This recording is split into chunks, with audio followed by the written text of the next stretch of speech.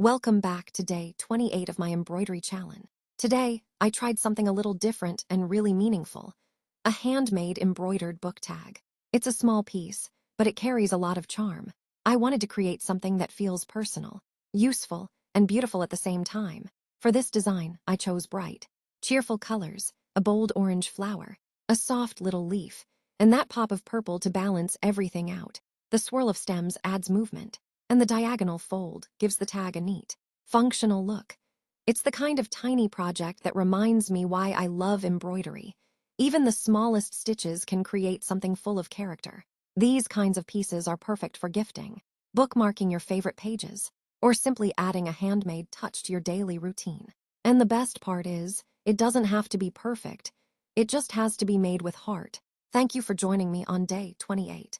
Let's keep stitching, creating, and finding beauty in the little things.